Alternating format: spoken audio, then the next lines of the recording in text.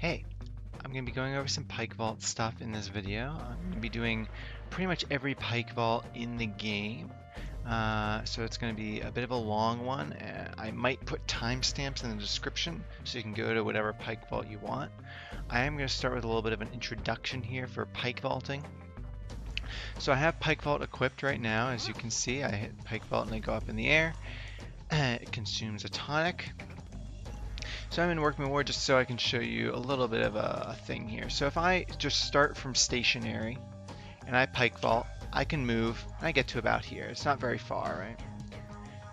And that'll be the same thing as if I'm walking and use pike vault there. I get a little bit farther because I was walking from the very beginning, but I still only got to about here. I didn't close very much distance. I closed less than a roll's worth of distance there, right? Or just about a roll maybe. But if I roll as I'm going into a pike vault, I make much farther of a distance here. So if I'm going, it's just kind of a rhythm that you need to get into. So I would say I'm walking the whatever direction by holding my mouse down, hit space, and then immediately hit Q after that. It's kind of, you can kind of hear my keyboard as well as I'm doing it.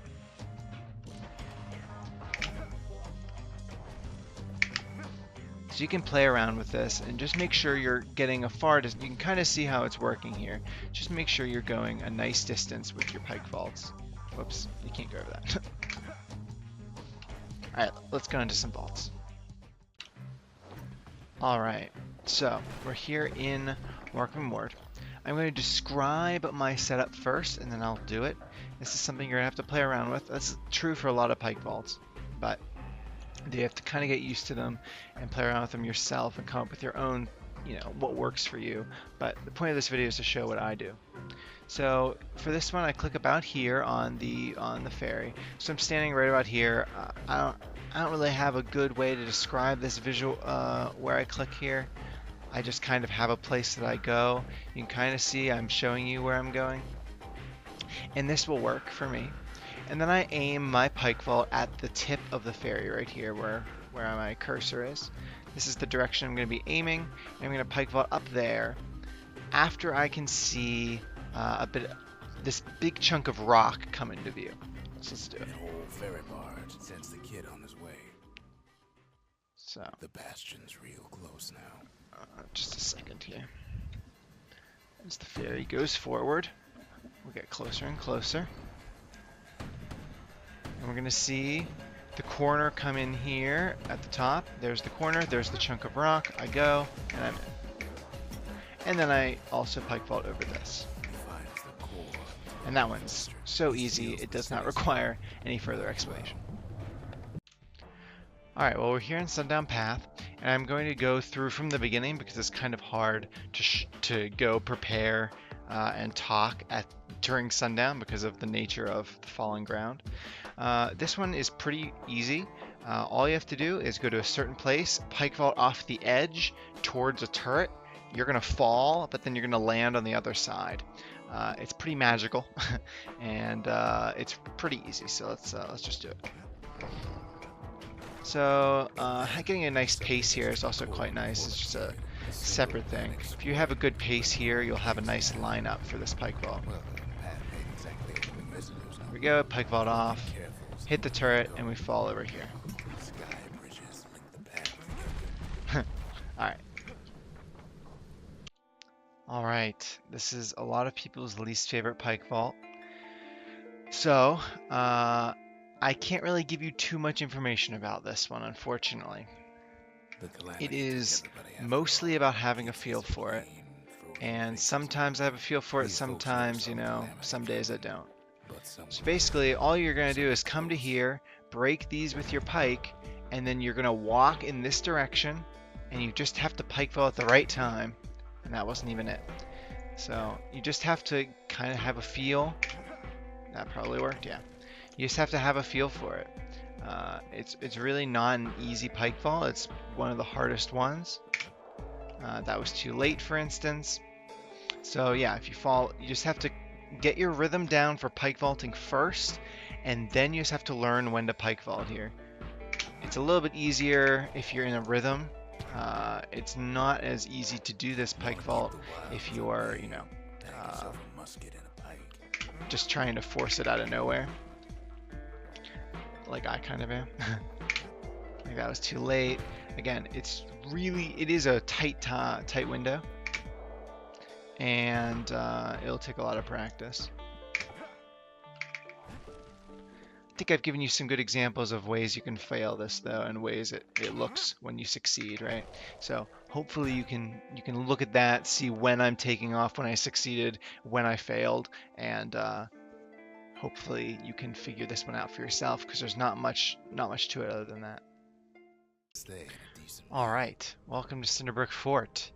We are going to just go up here and clear the enemies probably, and then just show what the ideal scenario is for doing these pike vaults. And I'm gonna leave the setup part to you. You can watch how I do it in my runs, but it is a little bit difficult to get a good setup for all of these things in a fast way. So we gotta clear everything away. Things spawn quite a bit over here. Alright, so this is the first pike vault. Ideally, I like to be about down here to do the pike vault up in that direction. It's very counterintuitive. You'd think that you'd want to go from where my cursor is now over to like over here, but that's not actually the closest path. This is the gap I just took. Let me god mode back over here. Again, I go from around down here. And it's not that hard if you start from the right spot. The issue is getting into that, clearing the debris here, getting into that spot and going over here without messing any of that up is difficult. So the setup is probably the more difficult part of this. Second pike vault is a little bit easier. It's the same kind of idea. We're going to go diagonally up from here and then land here. That one is much easier. It has a lot more leeway. You can make a lot of mistakes there and still land. All right. Now we're here in Langston River. Now these pike vaults are pretty easy, but they are easy to mess up too, just because of the way that they're set up, where the ground that you're going to be taking off from and landing from is mostly invisible. So when we come down here, I roll about to up here, and I'm going to do a pike vault across here. Now look where I land. There is ground all the way up to like out here. I might even be able to go farther. I don't really want to test my luck. Yeah, it's just about to there. Same thing on the other side. So on our way back from the core, you really can start your pike vault from, see where I started? I started it from almost at the edge. That's because there's so much invisible ground in between these two places. The only way you can mess it up is by going too conservative, pretty much. So like, you can start a pike vault from very close to the edge. And that's really the key to getting these. But they're pretty easy. Oh, Prosper Bluff. And now this one is a doozy sometimes. Not actually that hard, again, but difficult to go quickly. Obviously you clip through the first gate. Now normally you'd have to go down to that button over there, so instead we'll pike vault over it. And you can pike vault over this gate if you have, for instance, black rye. But we don't have black rye, so let's just hit the switch and then go up the ramp. And we're going to go down here. Alright, so now that we're here, I'm going to show you my setup. There's probably other ways of doing this, but it's okay. Now, it's a little bit difficult because you can't really see my cursor shadow, but I'm looking to put my shadow just about up there. So the kid is going to be basically floating above the sky bridge if you do this properly. And then I'm going to go directly diagonally down. And I land. So this is not actually that hard if you take the time to do this type of setup. Make sure the kid's floating and then go diagonally down. And you'll hit almost every time. I say diagonally down. It's straight down on the screen. It's diagonal because it's isometric. But pike vault's actually quite easy if you do that setup, right? Now up here, it's a little bit difficult because the ground is, yeah, it looks like it goes up farther than it does. So you have to do your pike vault a little bit early here. But if you do, you'll fall if you do it successfully, but then you'll be here with the ability to move and roll. So you just gotta start from a little bit farther. Oh, I was out of tonics. A little bit farther back than you might normally think based on the visual. But then it's not, again, that hard of a pike vault itself either. Rotten eggs. The cauldron boiled. All right, welcome to Colford Cauldron. This may be why you're watching the video, because this is quite the doozy of a skip. As I come down towards CC skip, I do a musket shot, clearing some stuff out of the way. I normally like to clear more of that stuff out of the way. So it's basically like this. There's nothing on this path, so I don't have to worry about it. And I won't get that blurred vision. There won't be rocks in my way here. So that's all well and good. So my setup is two parts. I click my mouse about here so that my cursor is kind of nested at the bottom of this block. These blocks are floating around and moving, so the setup is a little bit rough, but it's not incredibly precise. You just have to do it pretty well. So now I'm in location. I'm going to put my cursor down here, not quite at the bottom of the, not at the corner of the screen, just a little bit over to the right here. And I'm going to do a pike vault. Of course, you have to have a good pike vault rhythm. You have to click in the right place, and then you have to have the good angle. If you do all of those things, you're going to make this almost every time, though. And of course, I still miss it sometimes because it's incredibly hard. It is very precise, and oh wow, that is long range. And the biggest problem is that it's not even super consistent where this block is going to be. The setup changes based on how long you, like if I hold the mouse button down on that location, I'm going to keep walking slightly to the left compared to an instant tap where I just go to exactly the location I clicked on. So where you start from, it changes based on how long you click there. And of course this angle is very precise as well. So it's definitely not easy. But with practice, you can get it enough that it's viable in runs. Of course, you're saving the time of going down here. So you do save time because that's not easy and you have to wait for ground to form. But it's only a couple seconds, so use at your own risk. Alright, welcome to Mount Zand. This may be my favorite trick in the game. I just love Mount Zand skip, although it is very difficult as well.